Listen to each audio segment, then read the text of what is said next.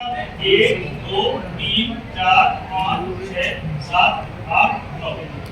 एक दो ये हो गया आपका 0.1, ये हो गया 0.2, 0.3, 0.4, 0.5, 0.6, 0.7, 0.8 और 0.9।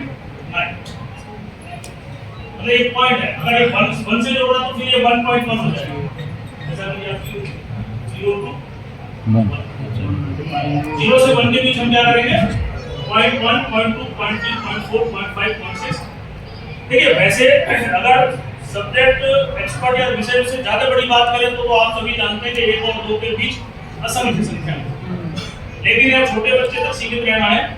आप उसे समझाइए कि एक ऐसा सिस्टम, संख्याओं का एक ऐसा सिस्टम, एक ऐसा तंत्र जिसमें दो पूर्णांकों के बीच 10 भाग किए जाए और उस 10 भाग में से प्रत्येक भाग उसका 0.1 को अंकित करता है। अगर वो 1 के बाद है तो 1.1, 2 के बाद है तो 2.1, अगर 0 के नजदीक है तो 0.1। स्केल में भी हम दिखा देते हैं और इतना सा आपको कहकर के आप अपनी सोचते हैं कि डेसिमल सिस्टम हमने समझा है।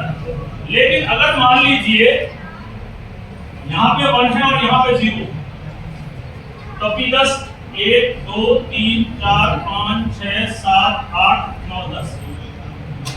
अगर आपका कितना है 1 2 3 4 5 6 7 8 9, भाई डेसिमल सिस्टम तो ये भी है, ये भी है, ये भी है।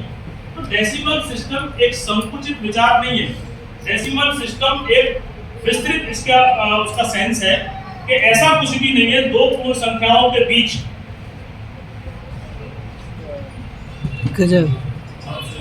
दो संख्याओं के बीच टोटल हमें 10 टुकड़े करने हैं। आप इस बच्चे को यह मत समझाइए कि एक स्केल दिखा दी कि इतना सा ये डेसिमल सिस्टम नहीं, ये कहीं ना कहीं उस बच्चे की एक संकुचित शिक्षा की तरफ ले जा रहा है। डेसिमल सिस्टम क्या है? एक ऐसा सिस्टम दो संख्याओं के बीच चाहे दूरी कितनी भी बड़ी क्यों न हो, उसके टोटल पार्ट कितने करने? 10।